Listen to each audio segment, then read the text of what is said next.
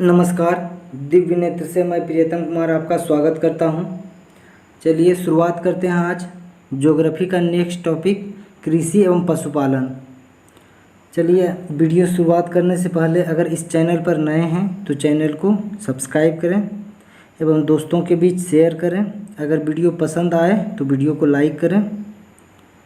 चलिए शुरुआत करते हैं। आज का पहला प्रश्न है, ऑपरेशन फ्लड किससे संबंधित है? ऑप्शन है बाढ़ नियंत्रण, पीने के पानी की व्यवस्था, दुग्ध उत्पादन, उपर्युक्त में से कोई नहीं। तो इस प्रश्न का उत्तर हो जाएगा ऑप्शन नंबर सी, दुग्ध उत्पादन।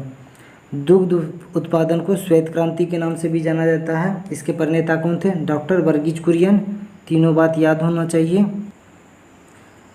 नेक्स्ट प्रश्न है, निम्नलिखित में से कौन सी मिश्रित खेती का प्रमुख विशेषता है?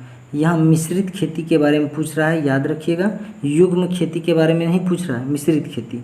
तो ऑप्शन है नकदी और खाद्य दोनों फसलों को साथ साथ खेती, दो या दो से अधिक फसलों को एक ही खेत में उगाना, पशुपालन और खेती उत्पादन को एक साथ करना, उपर्युक्त में से कोई नहीं। तो इस प्रश्न का उत्तर हो जाएगा मिश्रित खेती किसे कहते हैं? खेती के साथ साथ पशुपालन करना। तो हो जाएगा ये option number C number answer हो जाएगा, पशुपालन और खेती उत्पादन को एक साथ करना। तो ये उस पर प्रश्न का मिश्रित खेती का उदाहरण हो जाएगा ऑप्शन नंबर सी।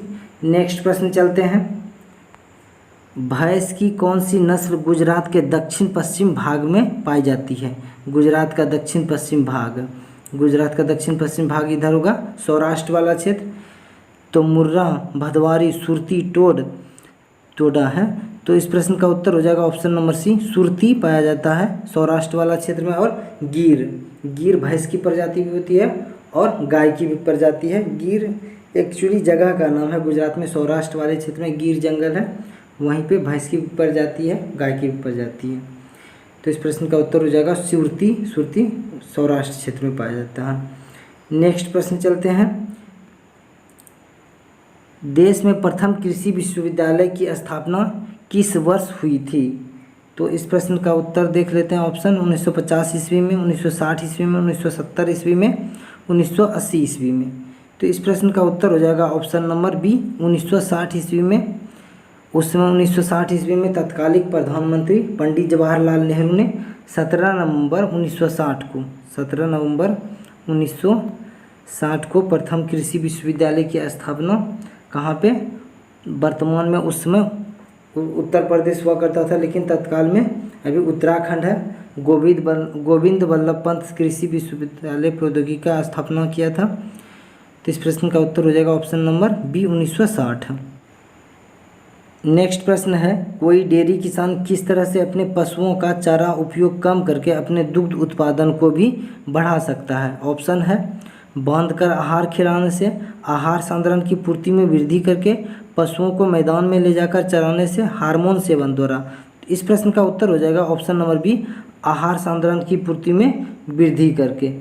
क्योंकि पशुओं के चारे की गुणवत्ता में अगर वृद्धि करेंगे तथा इसके पोषक तत्व में भी वृद्धि करेंगे तो दुग्ध उत्पादन में तो ये बराबर ही रह जाएगा, ऐसे चारा की खपत कम होगी।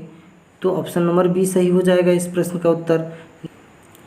नेक्स्ट प्रश्न चलते हैं, भारत में शीत ऋतु में शीतोष्ण पश्चिमी विक्षोभ से होने वाली वर्षा किन फसलों को अधिक उत्पादन में सहायता होती है? ये पश्चिमी विक्षोभ का महीना कब है भाई भारत में? नवंबर दिसंबर में।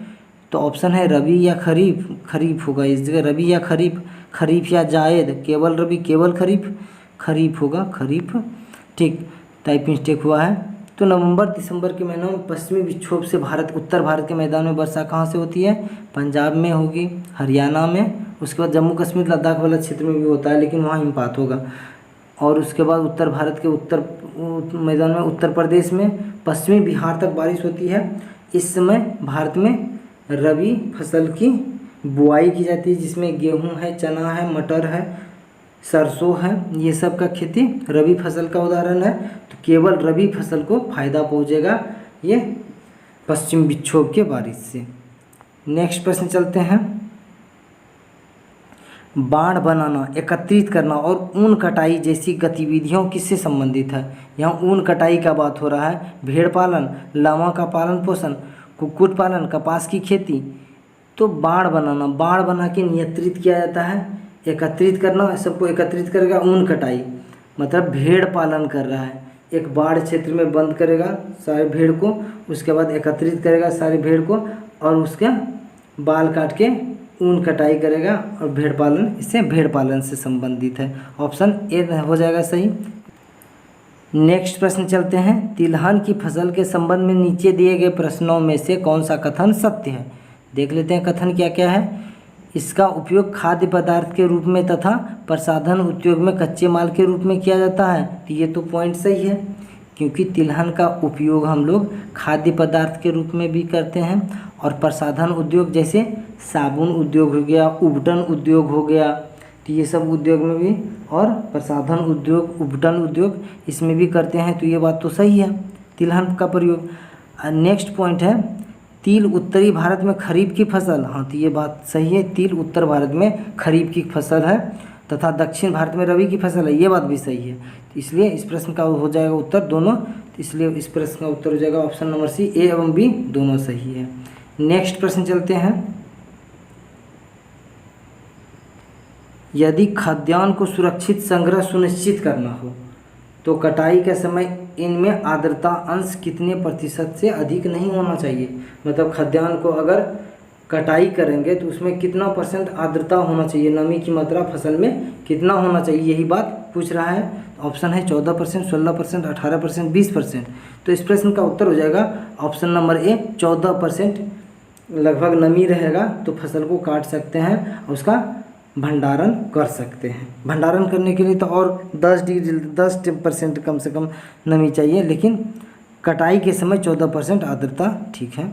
नेक्स्ट प्रश्न है, भारत में रबड़ का पौधा कहाँ से लाया गया था?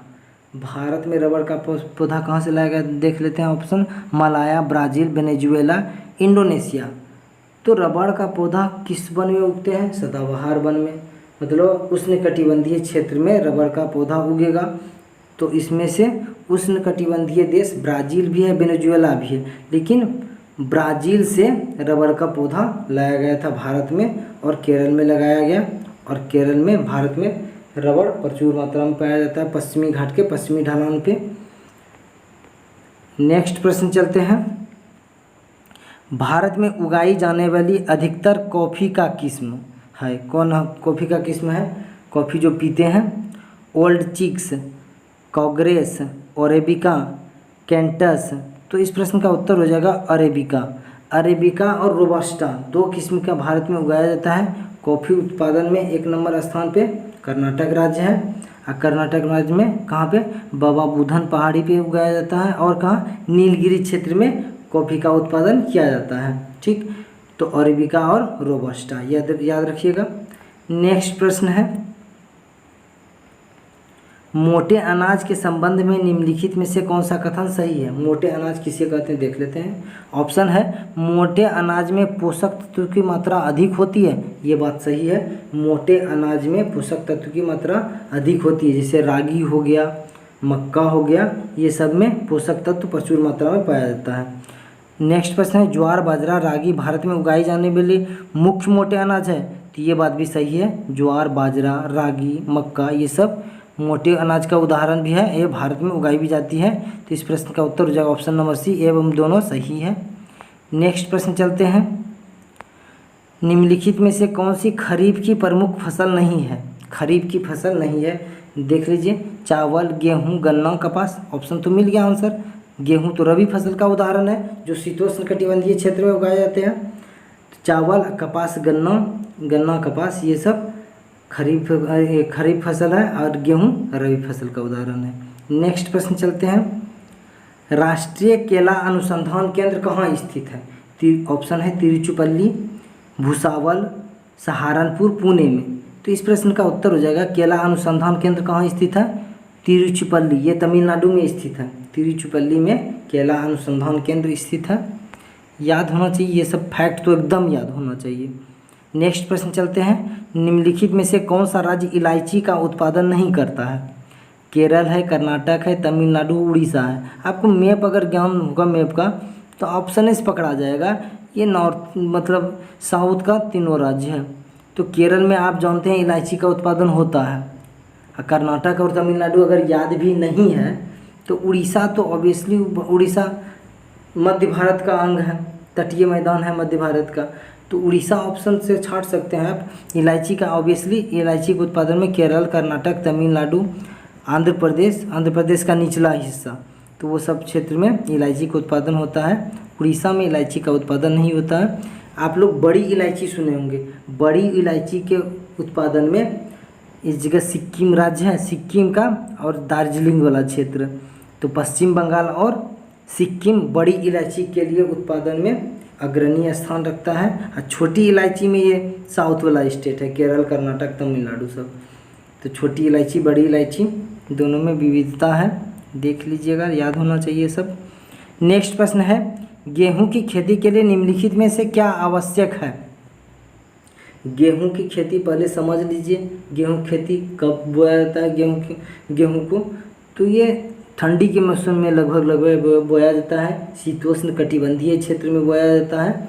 ऑप्शन देख लेते हैं, सामान्य तथा भारी वर्षा, भारी बारिश अगर गेहूं में हुआ तो गेहूं खत्म, तो ये ऑप्शन तो कट गया। आर्द्र तापमान, भारी वर्षा, ये भी खत्म।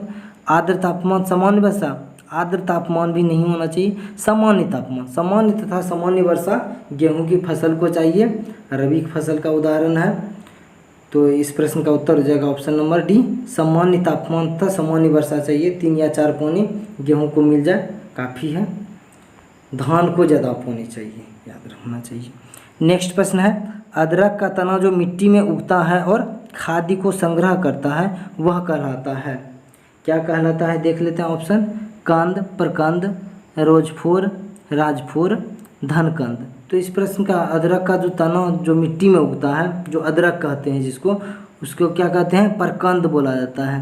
तो याद रहना चाहिए, अदरक को प्रकंद बोला जाएगा। नेक्स्ट प्रश्न है, ऐसे बायोलॉजी का प्रश्न है वो, लेकिन ज्योग्राफी किससे भी रिलेटेड पूछ सकता है। नेक्स्ट प्रश्न है, खरीफ की फसल बोई जाती है। ऑप्शन है दक्षिण पश्चिम मानसून के प्रारंभ होने पर, दक्षिण पश्चिम मानसून के अंत में, उत्तर पूर्व मानसून के प्रारंभ होने पर, उत्तर पूर्व मानसून के अंत में। तो इस प्रश्न का उत्तर हो जाएगा ऑप्शन नंबर ए, खरीफ की फसल को क्या चाहिए? खरीफ कौन है भाई? धान है। रबी गेहूं था, गेहूं को तो कम पानी चाहिए, लेकिन धान को तो ज़्यादा पानी चाहिए। मतलब जब दक्षिण पश्चिम मानसून का प्रारंभ होगा तब खरीफ की फसल को बोएंगे। ये उष्णकटिबंधीय क्षेत्र के पौधा है धान। तो इस प्रश्न का उत्तर हो जाएगा ऑप्शन नंबर ए, दक्षिण पश्चिम मानसून के प्रारंभ में। देखते हैं, पहली बारिश हुई होगी, धान का बिचड़ा बो दिया जाता है। नेक्स्ट प्रश्न चलते हैं, वर्ष भर बोई जाने वाली फसल है, सालों भर जिसकी खेती करते हैं। उड़द है, गेहूं है, राई है, मक्का है। मक्का देखे होंगे रबी के महीना में भी, खरीफ के महीना में भी मक्का उगाया जाता है, जो गांव भाषा में बोलता है बैसक्खा, और क्या बोलता है भदवारी वाला। हाँ, तो ये मक्का का फसल सालों भर किया जाता है। तो इस प्रश्न का उत्तर हो जाएगा ऑप्शन नंबर डी, मक्का। नेक्स्ट प्रश्न चलते हैं, वर्षा ऋतु के मौसम के बाद उगाई जाने वाली फसलें क्या कहलाती है? वर्षा के बाद जो उगाई जाएगी, कौन? वर्षा खत्म हुआ तो मानसून खत्म होगा, उसके बाद किसको बोएंगे? खेत जोता के गेहूँ, आलू ये सब बोया जाएगा। गेहूँ, आलू किसका उदाहरण है? रबी फसल का। तो इसमें ऑप्शन था खरीफ, वार्षिक, मौसमी। तो इस प्रश्न का उत्तर हो जाएगा ऑप्शन नंबर बी, रबी फसल, क्योंकि वर्षा ऋतु में तो खरीफ उगाएंगे, रबी कब उगाएंगे? वर्षा ऋतु के समाप्ति के बाद। नेक्स्ट प्रश्न चलते हैं, निम्नलिखित में से कौन सा राज्य कॉफ़ी का सबसे अधिक उत्पादन करता है? कॉफ़ी। ऑप्शन है कर्नाटक, तमिलनाडु, केरल, गोवा। सबसे अधिक ऐसे कॉफ़ी का उत्पादन तीनों राज्य में होगा, कर्नाटका में भी, तमिलनाडु में, केरल में भी होगा, गोवा में भी कुछ अंश में हो सकता है, लेकिन सबसे ज़्यादा कॉफ़ी का उत्पादन कर्नाटक में होगा। तमिलनाडु में कहाँ होगा? नीलगिरी क्षेत्र में। केरला में भी नीलगिरी का भाग पूरा बड़ा है, तो ये केरला में भी उगाया जाता है, लेकिन सबसे ज़्यादा कर्नाटक में। नेक्स्ट प्रश्न चलते हैं, निम्नलिखित में से गर्म मसालों का मुख्य उत्पादक क्षेत्र कौन सा है? गर्म मसाला, दक्कन ट्रेप, मालाबार तट, कोरोमंडल तट, सुंदरबन डेल्टा। तो गर्म मसाला कहाँ उगाया जाएगा जी? उष्णकटिबंधीय क्षेत्र में। इसलिए गर्म मसाला खरीदने के लिए वास्को डी गामा भारत आया था। ये दक्षिण भारत है। इस जगह एक राज्य केरल, केरल के तट को क्या कहते हैं? मालाबार तट। तो मालाबार तट पे गर्म मसाला उगाया जाता है। ऐसे भी दक्षिण भारत ही मसाला के लिए, गर्म मसाला के लिए क्या है, एक अधिकार प्राप्त रखा हुआ है। नेक्स्ट प्रश्न चलते हैं। कृषि में युग्म पैदावार का आशय किसको उगाने से है? मतलब युग्म पैदावार देख लेते हैं, एक ही साथ दो फसल, विभिन्न मौसमों पर दो फसल, अन्य फसल के साथ एक फसल, इनमें से कोई नहीं। तो इस प्रश्न का उत्तर हो जाएगा विभिन्न मौसमों पर दो फसल उगाएंगे तो इसको क्या कहेंगे, युग्म पैदावार। अगर मिश्रित खेती कहेंगे तो खेती के साथ साथ पशुपालन भी। मिश्रित खेती और युग्म पैदावार समझ में आया? युग्म पैदावार मतलब एक मौसम में दो फसल उगा देंगे, जैसे आलू के साथ बीच बीच में मूली रोप दिया जाता है तो आलू और मूली दोनों हो जाता है। तो यही हो गया युग्म पैदावार। अब मिश्रित खेती, जो खेतियों कर रहा है, गायों पोस रहा है, मिश्रित खेती उसे ही कहेंगे। पशुपालन के साथ साथ कृषि कार्य। नेक्स्ट प्रश्न चलते हैं। हरित क्रांति से अभिप्राय है। हरित क्रांति से क्या अभिप्राय है? हरी खाद का प्रयोग, अधिक फसल उगाना, हरी वनस्पति, उच्च उत्पादक विविधता प्रोग्राम। हाँ, तो इस प्रश्न का उत्तर हो जाएगा उच्च उत्पादक विविधता प्रोग्राम। ये क्या था? HYV, high yield variety. ठीक, ये था क्या कि जब हरित क्रांति लाया गया तो गेहूं का बीज को उन्नत किस्म में तब्दील किया गया और उससे खेती किया गया। इसमें हरित क्रांति में क्या हुआ, गेहूं के फसल को सबसे ज़्यादा फायदा हुआ। उसके बाद ये कब हरित क्रांति आया था? 1966-67 में, याद रहना चाहिए, 1966-67 में। उसके बाद इसके प्रणेता कौन थे? प्रणेता थे MS स्वामीनाथन। तो ये सब बात याद होना चाहिए। नेक्स्ट प्रश्न चलते हैं। भारत में सिंचित क्षेत्र के सबसे अधिक भाग पर खेती होती है। मतलब सिंचाई जिस क्षेत्र में हो सकता है और उस क्षेत्र में सबसे ज़्यादा खेती किसकी की जाती है? गन्ने की, चावल की, कपास की, गेहूं की। तो इस प्रश्न का उत्तर हो जाएगा चावल की। सिंचित क्षेत्र में सबसे ज़्यादा अधिक खेती चावल की जाती है। चावल या धान, कुछ भी ऑप्शन में रहेगा, आप लोग कर सकते हैं। नेक्स्ट प्रश्न है। भारत में पीली क्रांति का संबंध है। पीली क्रांति धान के उत्पादन से, तिलहन उत्पादन से, फूलों के उत्पादन से, चाय के उत्पादन से। तो पीली क्रांति का संबंध है तिलहन के उत्पादन से। तो इस प्रश्न का उत्तर हो जाएगा ऑप्शन नंबर बी। नेक्स्ट प्रश्न चलते हैं। निम्नलिखित में से किसको भारत की नकदी फसल माना जाता है? किसको नकदी फसल? मक्का को, धान, चना को, प्याज को, गेहूं को। तो इस प्रश्न का उत्तर हो जाएगा मक्का को। मक्का को भारत में क्या नकदी फसल में माना जाता है? और चना, प्याज, गेहूं ये सब खाद्यान्न फसल का उदाहरण है। ये नहीं कि प्याज को मान लीजिएगा नकदी फसल। मक्का नकदी फसल है भारत में। नेक्स्ट प्रश्न चलते हैं। पूसा, सिंधु, गंगा एक प्रजाति है। पूसा, सिंधु, गंगा एक प्रजाति है। किसका प्रजाति है भाई ये सब? तो ऑप्शन है गेहूं की, धान की, मसूर की, चना की। तो पूसा गेहूं की प्रजाति है। पूसा, सिंधु, गंगा बीज जो गेहूं का आता है, गेहूं का, ये सब गेहूं का बीज का उदाहरण है, प्रजाति है वो सब। नेक्स्ट प्रश्न चलते हैं। काटो और जलाओ कृषि से तात्पर्य है। ऐसी कृषि जिसको मतलब ऐसे क्षेत्र में कृषि करेंगे जहाँ काट दिया जाएगा वन, उसको जला दिया जाएगा, फिर वहाँ पे खेती किया जाता है। तो मिश्रित खेती को, आलू की खेती की, स्थानांतरित खेती को, वन उत्पादन की प्रक्रिया को। तो इस प्रश्न का वन उन्मूलन की प्रक्रिया को। तो नेक्स्ट में इसका काटो और जलाओ कृषि का तात्पर्य क्या है? स्थानांतरण खेती को। ये होता है कहाँ पे भाई? नॉर्थ ईस्ट का भाग में होता है, झारखंड के क्षेत्र में ऐसी कृषि की जाती है। इसको झूमिंग कृषि भी कहते हैं। होता क्या है, आदिवासी लोग क्या करता है, जंगल के कुछ हिस्से को काट देता है, उसके बाद उस जंगल को जो काटा हुआ हिस्सा है उसको वहीं पे जला दिया जाएगा। उसके बाद वहीं पे खेती करेंगे, 2-4 साल वहाँ पे खेती करेगा, फिर दूसरी जगह जाएगा, उसके बाद वही प्रक्रिया दूसरी जगह भी होगा। तो इससे क्या होता है कि पर्यावरण का विनाश हो रहा है। तो इसके नुकसान हो रहा है, पर्यावरण में ह्रास हो रहा है। तो इसके बदलाव के लिए बहुत सारे कार्यक्रम भारत सरकार चला रही है। झूमिंग कृषि भी कहते हैं स्थानांतरित कृषि को। ये नॉर्थ ईस्ट का आसाम, मेघालय, त्रिपुरा, मिजोरम ये सब राज्य में किया जाता है, स्थानांतरित कहते हैं। नेक्स्ट प्रश्न चलते हैं, निम्नलिखित में से कौन सी एक रोपण फसल नहीं है? मतलब ऐसा फसल जिसको रोपा नहीं जाएगा। चाय, कहवा, रबड़, गन्ना।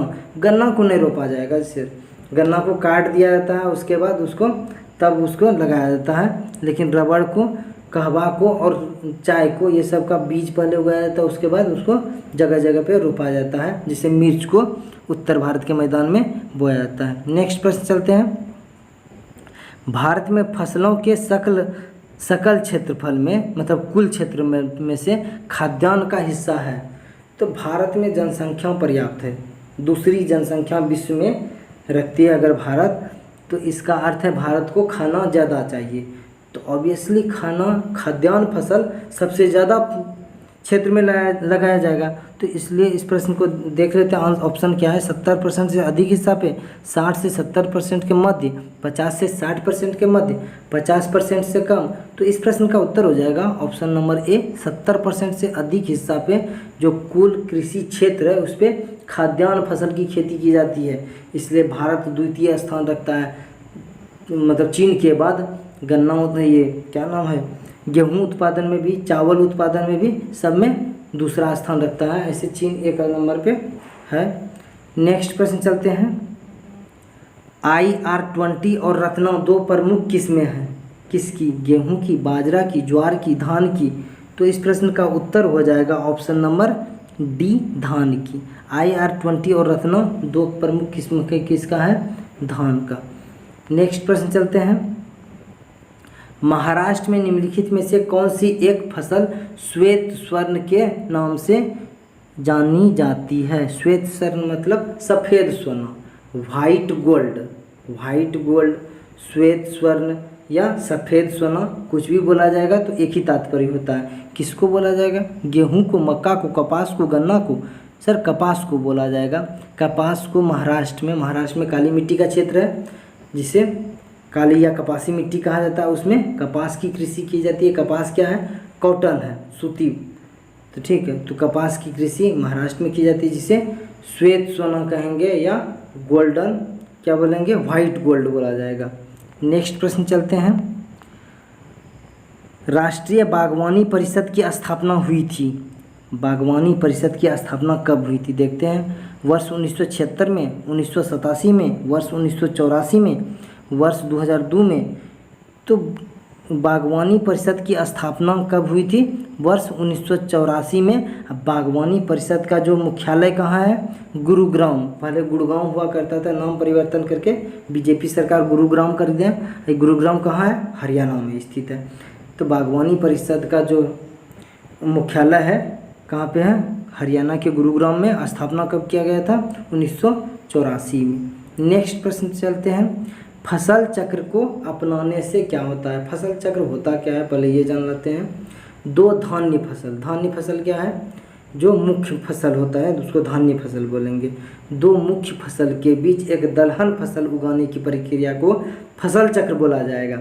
इससे क्या होगा कि उत्पादन क्षमता बढ़ जाता है। ऑप्शन देख लेते हैं, भूमि की उत्पादन क्षमता बढ़ जाती है, फसल का उत्पादन बढ़ जाता है, भूमि में जल की मात्रा बढ़ जाती है, फसलों में कीड़ों द्वारा पानी को रोकने की क्षमता बढ़ती है। तो इस प्रश्न का उत्तर हो जाएगा ऑप्शन नंबर ए, फसलों की उत्पादन क्षमता बढ़ जाती है। दो, जैसे गेहूं और चावल उगाएंगे तो 2 साल के बाद ये पूरा प्रक्रिया में एक बीच में दलहन फसल उगाएंगे। दलहन फसल के जड़ों में राइजोबियम नामक जीव पाए जाते हैं। वो नाइट्रोजन, वायुमंडल से नाइट्रोजन स्थिरीकरण कहाँ पे करते हैं? नाइट्रेट के रूप में ज़मीन में। किसके रूप में? नाइट्रेट के रूप में। याद रखिएगा, ये भी प्रश्न पूछा जो चुका है। दलहन फसल के जड़ों में जो राइजोबियम नामक जीव पाए जाते हैं वो नाइट्रोजन स्थिरीकरण किसके रूप में करते थे? नाइट्रेट के रूप में। तो इससे क्या होगा कि खेत की गुणवत्ता बढ़ जाती है। नेक्स्ट प्रश्न चलते हैं, चाय का उत्पादन होता है, चाय का उत्पादन होता है पर्वत पर, पठार पर, पर्वतीय घाटी पर, पर्वतीय ढाल पर। चाय का उत्पादन होता है सर असम में। असम में होगा, दार्जिलिंग में होगा, नॉर्थ ईस्ट वाले क्षेत्र में होगा। उसके बाद कहाँ पे होगा? नीलगिरी क्षेत्र में होगा, दक्षिण भारत में। मतलब तापमान थोड़ा चाहिए उष्णकटिबंधीय टाइप में, बारिश भी चाहिए पर्याप्त, बारिश हो लेकिन बारिश का पानी टिका हुआ नहीं हो। तो तो बारिश का पानी कहाँ नहीं टिकेगा, सीढ़ी नुमा जहाँ रहेगा, मतलब पहाड़ के ढलान पे चाय की खेती की जाती है। आप मूवी में देखे होंगे तो पहाड़ की ढलान पे चाय की उत्पादन की जाती है, चाय की खेती की जाती है। नेक्स्ट प्रश्न है, दलहनी फसलों के उत्पादन हेतु कौन सा तत्व आवश्यक है। दलहन फसल में जो भी फसल है, ऑप्शन है क्रोमियम, कोबाल्ट, आयोडीन और क्या है, सोडियम। तो इस प्रश्न का उत्तर हो जाएगा दलहन फसल के उत्पादन में कोबाल्ट की आवश्यकता होती है। तो इस प्रश्न का उत्तर हो जाएगा option number B, cobalt. Next प्रश्न चलते हैं, रबड़ की फसल के संदर्भ में निम्नलिखित में से कौन सा कथन सत्य है। रबड़ का फसल के बारे में, यह भूमध्य रेखीय फसल है। तो और ऑप्शन दूसरा ऑप्शन है, इस फसल के लिए 50 सेंटीमीटर से कम वर्षा की आवश्यकता होती है। ए और बी दोनों सही, उपरोक्त में से कोई नहीं। तो इस प्रश्न का उत्तर हो जाएगा option number A. Option number क्या हो जाएगा, ए। यह भूमध्य रेखीय फसल है, लेकिन इसको वर्षा कितना चाहिए, कम से कम 150 सेंटीमीटर से मैक्सिमम, जितना आगे हो सकता है 200-250 सेंटीमीटर होगा और अच्छा बात है रबड़ के फसल के लिए, लेकिन 50 सेंटीमीटर से कम वर्षा नहीं, मतलब 150 सेंटीमीटर से तो प्लस ही चाहिए।